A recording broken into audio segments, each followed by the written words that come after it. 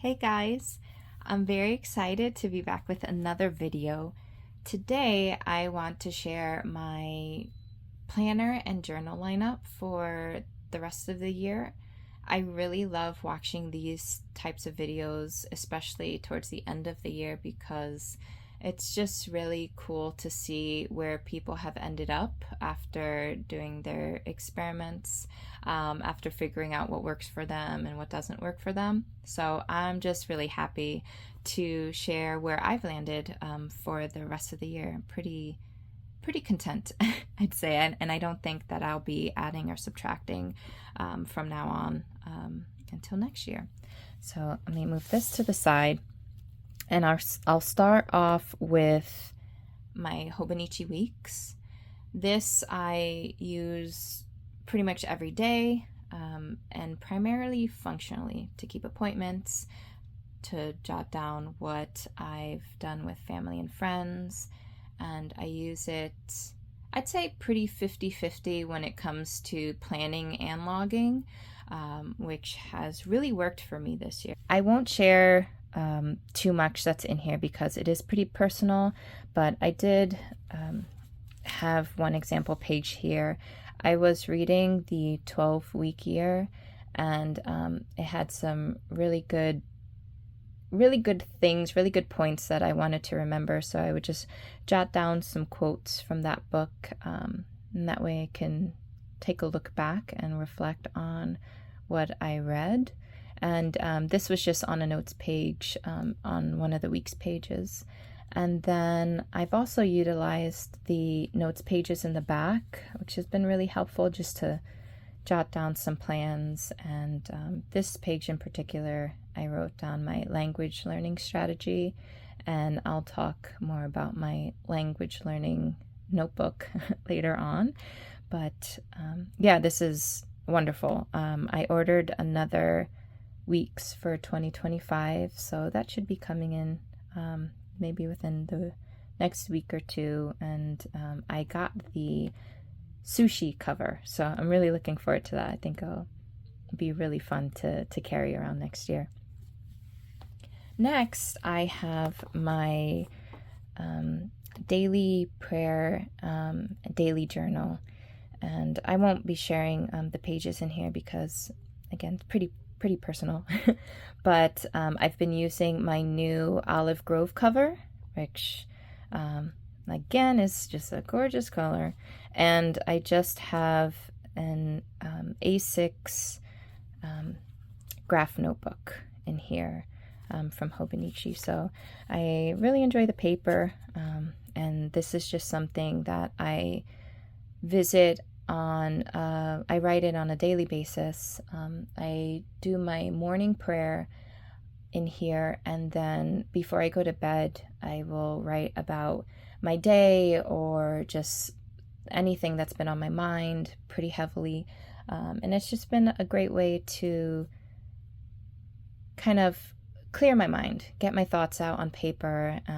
So this is definitely a practice that I am going to continue for the rest of the year. Next, I have my museum journal. I just did a video on this, and it is covering my first entry, which was a museum in Hartford. So I haven't visited another museum yet, but once I do, I'll be able to update that with that visit. But here's just the museum nerd sticker. So if you're interested, check out that video that I've just posted that goes into more detail about this. And next, I have my, I guess this is my learning / reading journal. I've just started this, so I only have the first half of the first page filled out, but my intention is to use this for any online courses that I'm taking, any nonfiction reading material that I'm going over. So it's just a nice place to have things that I want to remember from sources, from media that I'm consuming.